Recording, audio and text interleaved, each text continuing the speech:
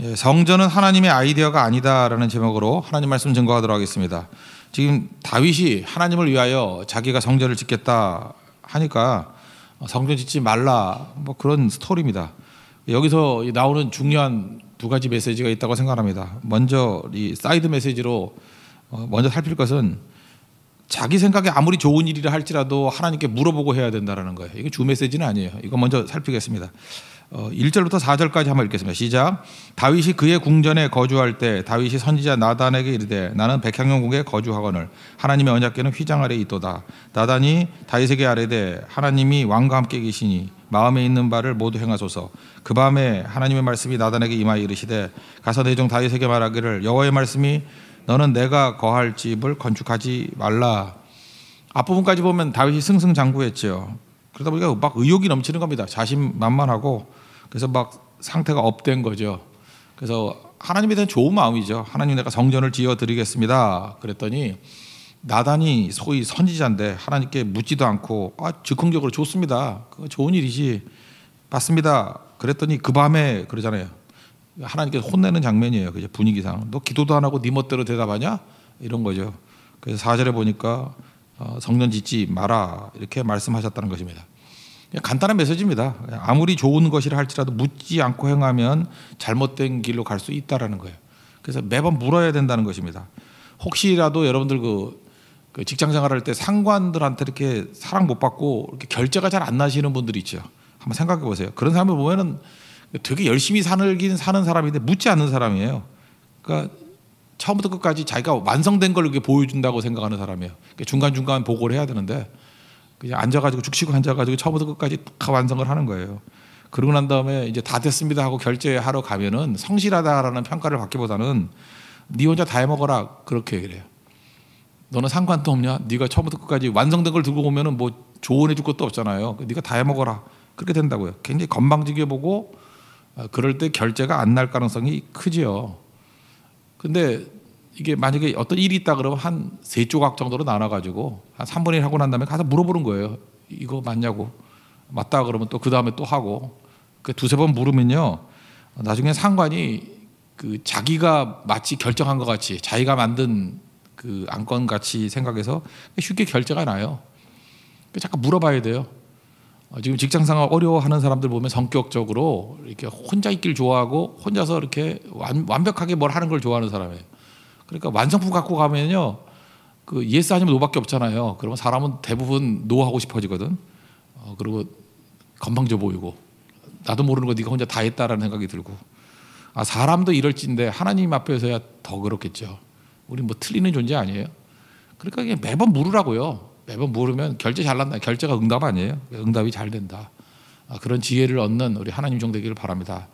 이제 하나님께서 성전 짓지 말라 그러는데 이제 주 메시지예요. 2가지 메시지가 있는 건데 성전은 하나님의 아이디어가 아닙니다. 이게 성전은 다윗의 아이디어였어요. 하나님이 허용하신 거지. 하나님이 뭐 성전을 져야 된다 뭐 이렇게 얘기하는 게 아니에요. 하나님의 아이디어는 성막이에요. 하나님의 아이디어는 성막이라는 건 뭐죠? 옮겨 다니는 거라고. 옮겨 다니는 거. 옮겨 다닌다는 것은 무슨 얘기죠? 하나님께서 우리와 함께 하신다. 또는 하나님께서 임재하신다. 그래서 임재, 동행, 그게 하나님의 속성이에요. 우리가 어디를 가든지 항상 임재하시고 동행하신다. 그런데 성전의 개념은 뭐예요? 움직이지 못하잖아요. 건물이니까. 그러니까 한 곳에 고정시키는 거예요. 그러다 보면은 이게 인간의 아이디어인데 고정시키면 약점이 뭐죠? 거기만 하나님 계신다라고 생각을 하잖아요. 그게 아니라는 거죠. 그래서 착각에 빠지는 거예요. 하나님 왜 성전 안에만 있어? 건물 안에만 있어요? 그렇지 않지요. 근데 나중에 그걸 왜 허용하셨겠어요? 그냥 다윗을 위해서 허용하시는 거예요. 니네들이 하도 싸돌아다니고 나그네같이 거지같이 다니니까 니네들이 정착하기 위해서 건물을 허용해 줄게 그런 개념이라고요. 그러니까 성전은 하나님의 아이디어가 아니라는 거예요. 그걸 한번 살펴보도록 하겠습니다. 5절부터 8절까지 한번 다 같이 읽겠습니다. 시작. 내가 이스라엘을 애굽에서 올라오게 한 날부터 오늘까지 집에 있지 아니하고 오직 이 장막과 저 장막에 있으며 이 성막과 저 성막에 있었나니 이스라엘 무리와 더불어 가는 모든 곳에서 내가 내 백성을 먹이라고 명령한 이스라엘 어느 사사에게 내가 말하기를 너희가 어찌하여 내 백향목 짐에 건축하지 아니하겠느냐 말하였느냐 하고 또한 내 종 다윗에게 이처럼 말하라. 만군의 여호와께서 이처럼 말씀하시기를 내가 너를 목장 곧 양떼를 따라다니던 데에서 데려다가 내 백성 이스라엘의 주권자로 삼고 내가 어디로 가든지 내가 너와 함께 있어 내 모든 대적을 내 앞에서 멸하였은즉 세상에서 존귀한 자들의 이름 같은 이름을 내게 만들어 주리라. 여기 보세요. 그 8절에 보니까 내가 어디로 가든지 너와 함께 있어. 이게 성막의 개념이잖아요. 어디로 가든지 함께 한다는 거예요. 임재, 동행. 그게 메시지라는 거예요. 그래서 5절 보세요. 이 장막에서 저 장막으로, 또 이 성막에서 저 성막으로, 텐트에서 from tent to tent예요. 그죠? 텐트에서 텐트로 옮겨 다닌다는 거예요. 그러니까 언제나, 그래서 이 성막의 의미는 텐트니까 우리가 가는 곳마다 항상 동행해 주신다 그런 거잖아요. 거기에 임재해 주신다. 그래서 이게 개념이거든요. 그래서 사실 그래서 저는 별로 건물 짓는 걸 좋아하지 않았어요. 이유가 뭐냐면 건물이 우리에게 도움도 되지만 건물에 매일 수 있잖아요. 그렇지 않습니까? 언제든지 옮겨 다니고 해야 되는데 여러분 건물이 있다 그러면 선교하는데 불편함이 있죠. 예를 들어서 우리 제주 선교를 간다는데 제주 선교를 할 때 그 노블렛이 만약에 우리 교회 거라고 생각해봐요. 그럼 맨날 우리 어디서 자야 돼? 거기서만 자야 되잖아. 얼마나 지루해. 그러다가 만약에 사역이 커져가지고 만약에 그 함덕 쪽이나 이쪽이 더 많아진다 그러면 그 센터를 옮길 수도 있어야 되잖아요, 그죠? 그쪽으로. 그런데 만약에 성전 개념으로 그 노블렛 같은 데를 우리가 고정을 시켜놨다 그러면 못 움직이잖아요. 그럼 의사결정을 할 때 건물이 결정하는 거 아니에요? 거기 중심으로. 아니면 하나님께서는 더 딴 데로 이끌어 가려고 그런다 그러면 건물이 없는 게 낫죠.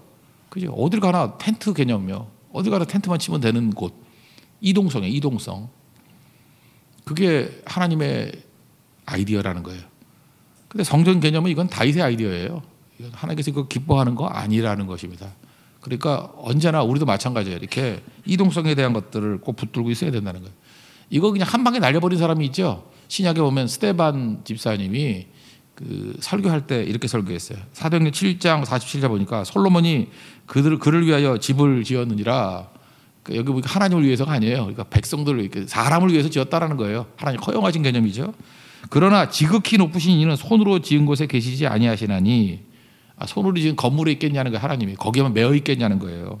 선지자가 말한 바 주께서 이르시되 하늘은 나의 보좌여 땅은 나의 발등상이니 너희가 나를 위하여 무슨 집을 짓겠으며 나의 안식할 처소가 어디냐 이 모든 것이 다 내 손으로 지은 것이 아니냐 함과 같으니라. 하나님이 건물에 매어 있는 분이라는 거예요.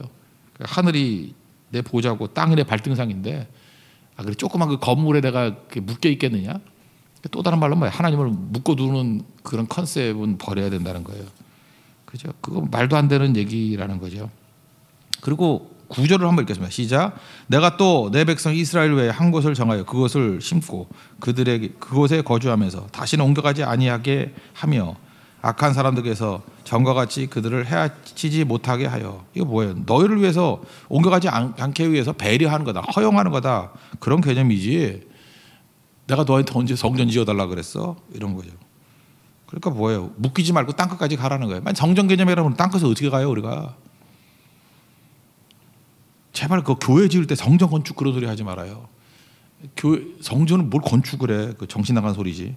그냥 건물 짓는다 이러든지 건물을 산다 그러든지 백보향보에서 제일 좋은 거 그냥 예배당 건축 그게 맞아요. 예배드리는 장소 건축 그런 개념이지. 하나님 성전은 무슨 놈의 성전이야? 하나님 왜 거기만 계세요? 어디나 다 계시는 거지. 그래서 이 건물은 사용 개념이에요. 막 쓰다가 없애버리고 그러는 거죠. 또 옮겨가면 옮겨가는 거고. 그게 교회다운 거죠. 그러니까 여러분 이 메시지 꼭 잊지 말라고요.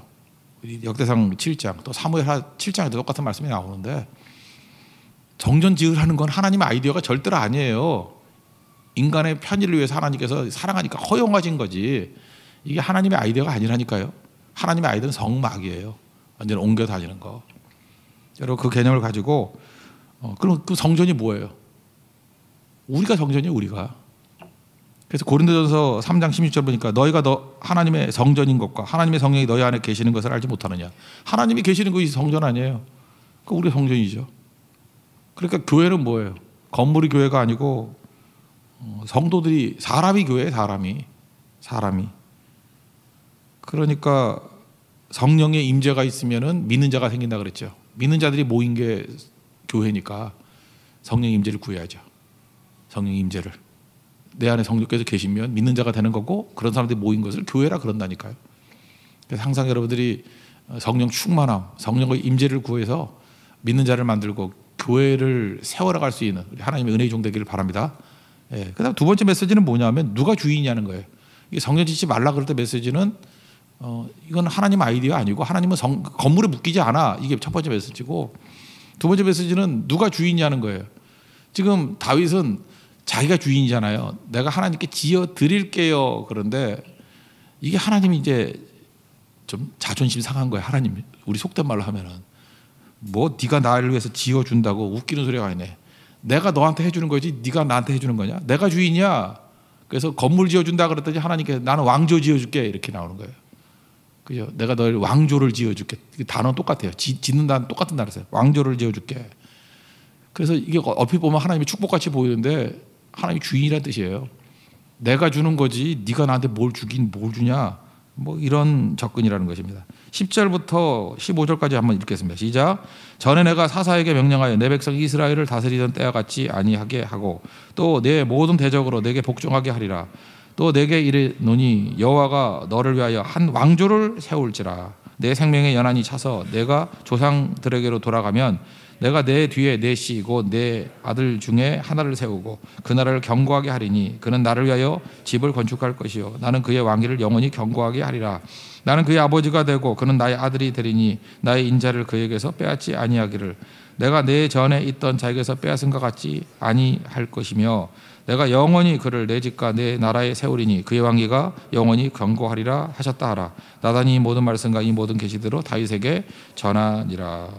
그러니까 이 말씀의 핵심이 뭐예요? 네가 나한테 건물 지어준다고? 아니에요. 10절 보세요. 내가 왕조를 세워주고 영원히 흔들리지 않게 해주겠다. 이게 뭐 핵심이 뭐예요? 내가 주인이야. 내가 주인. 네가 주인 아니고 너 주인 아니야. 인생의 주인이 누군지를 발견하는 거, 이게 되게 중요한 거죠. 뭐 성전 짓고 안 짓고의 문제가 아니에요. 여기 메시지는 주인이 하나님이시다, 그런 거죠. 네가 날 위해서 해주는 게 아니라 내가 널 위해서 하는 것이다. 그래서 7절에 주권자로 내가 삼았다. 8절에 존귀한 자로 내가 만들었다. 10절에 한 왕조를 내가 세웠다. 11절에 그 나라를 내가 견고하게 한다. 12절 아들이 나를 위해서 뭐 건축하는 거 내가 허용해 주겠다. 내가 한다, 내가 한다, 내가 한다. 하나님이 주인이다. 그 메시지라는 것입니다. 이게 이제 주 본론이에요. 그러니까 메시지 다 나왔죠. 건물 짓는 것은 하나님의 아이디어가 아니고 하나님은 매이지 않고 어디나 계신다는 거예요. 그래서 임재와 동행. 그 두 번째는 내가 주인이다. 15절까지 하면서 이제 다윗이 깨달아서 안 깨달았어요. 다 깨달았죠. 깨달아서 이제 16절부터 27절까지 내용은 뭐냐면 감사 기도예요. 감사 기도인데 깨달음의 기도죠. 아이고 죽을 죄를 졌습니다. 여기서 제일 많이 나오는 게 종이란 단어예요.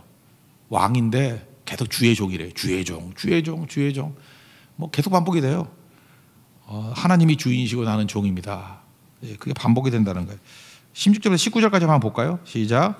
다윗이 여호와 앞에 들어가 앉아서 이르되 여호와 하나님이여 나는 누구이오며 내 집은 무엇이게 나에게 이에 이르게 하셨나이까. 하나님이여 주께서 이것을 오히려 작게 여기시고 또 종의 집에 대하여 먼 장래까지 말씀하셨사오니 여호와 하나님이여 나를 존귀한 자들같이 여기셨나이다.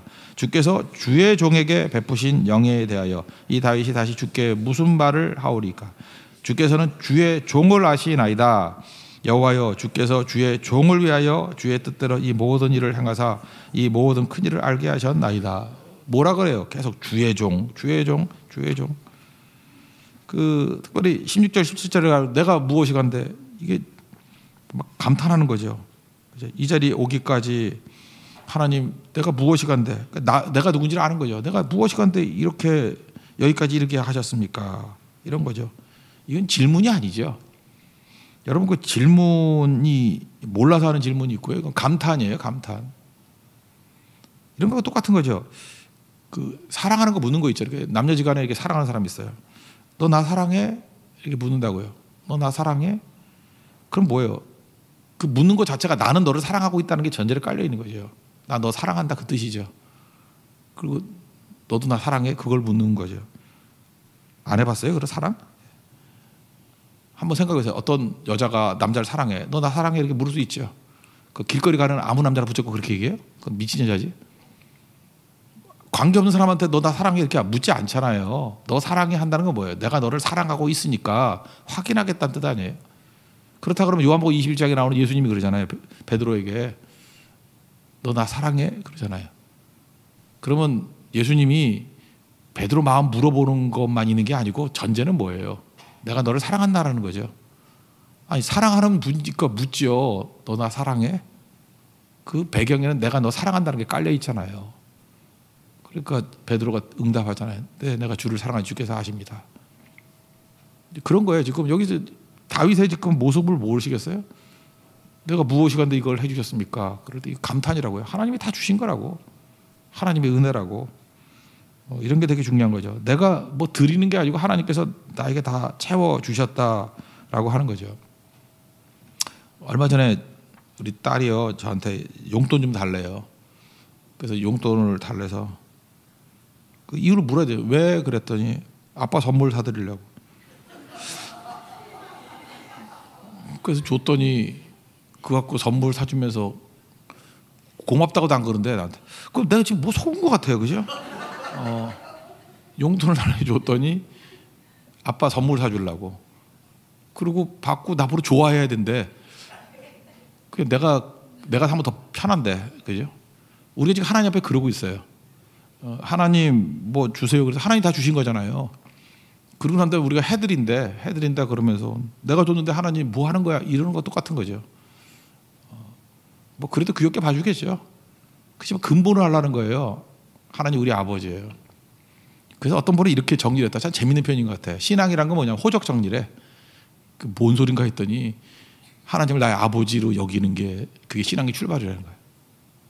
하나님 나의 주인이라는 거. 호적 정리래요. 하나님 나의 아버지이십니다. 그게 명확하면 그 다음에 흔들릴 게 하나도 없다라는 거예요.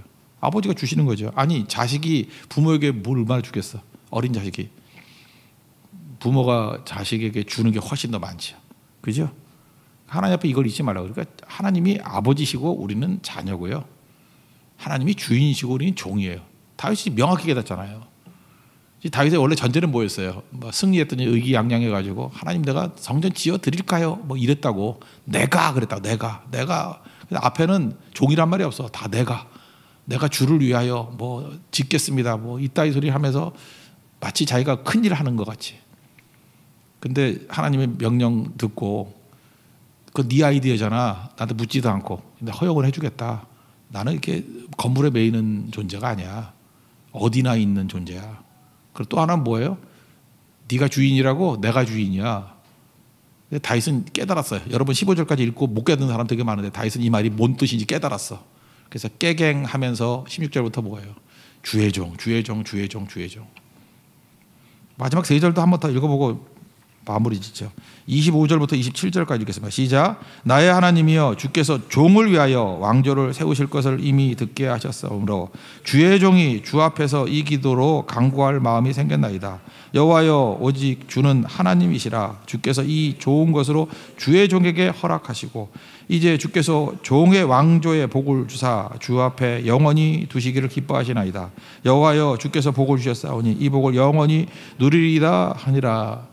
깨닫고 난 다윗의 가장 많이 쓰는 용법이 뭐예요? 주의 종. 그냥 종의 종. 왕인데 종이래요. 정확히 주인을 알았죠. 이게 성전 짓지 마 그 메시지 통해서 하여튼 명확히 한 거예요. 그래서 하나님은 건물에 매이지 않는다. 그리고 하나님은 주인 되신다. 이 정도로 깨달으면 하나님도 말씀할 맛이 나지. 그죠? 우리는 뭐 읽어도 모르잖아. 근데 다윗은 딱 듣자마자 정확히 깨달은 거예요. 그렇지. 하나님이 주인이고 나는 종이죠. 그러고 난 다음에 거기서 멈추는 게 아니고 다윗은 이제 한 걸음 더 나가는 것 같아요. 특별히 25절 같은 데 보니까 주께서 이렇게 해주시니까 주 앞에서 이 기도로 간구할 마음이 생겼다 그러잖아요. 그러니까 여러분 하나님의 말씀을 들으면요. 기도에 힘을 얻어요. 그냥 이렇게 기도할 때 이게 내 소원 아닌가 뭐 이러는 건데 하나님 말씀을 막 듣다 보면 하나님의 꿈이 나의 비전이 되기 때문에 그 이루어지잖아요 반드시. 그래서 간구할 마음이 생겨요. 그래서 기도가 힘이 써져요. 그래서 맨날 모여가지고 뭐 찬양 집회 가서 찬양만 하다가 뭐 기도하면 그 허전해요. 반드시 메시지가 있어야 돼요. 말씀을 들어야 돼요. 말씀을 듣고 난 다음에 말씀을 붙들고 기도할 때 간구할 마음이 생기나이다 이런 거죠. 제가 얘기했잖아요. 소확행이라는 거. 젊은이들이 소확행이라는 말을 많이 쓰는데 작지만 확실한 행복. 왜 소확행 이런 거에 빠지죠? 위대한 하나님을 못 만났기 때문에 그래요. 위대한 하나님 만나면 하나님의 꿈을 만나는데 그게 나의 비전이 되는데 어떻게 소확행이 돼요? 땅끝까지 향하게 돼 있고 크게 돼 있죠. 크게. 옛날에 한번 얘기했죠. 그 일본에 가면 코이 물고기라 코이라는 물고기가 있는데 얘는 유전자 DNA는 똑같아요. 근데 조금만 이렇게 그릇에다가 키우면은 뭐 1cm 정도 자라고 조금 이렇게 넓은 뭐 이렇게 큰 어항 같은데 하면 2cm까지 자라고 뭐 연못 같은데 두면 뭐 한 5cm까지 자라고 그런데요.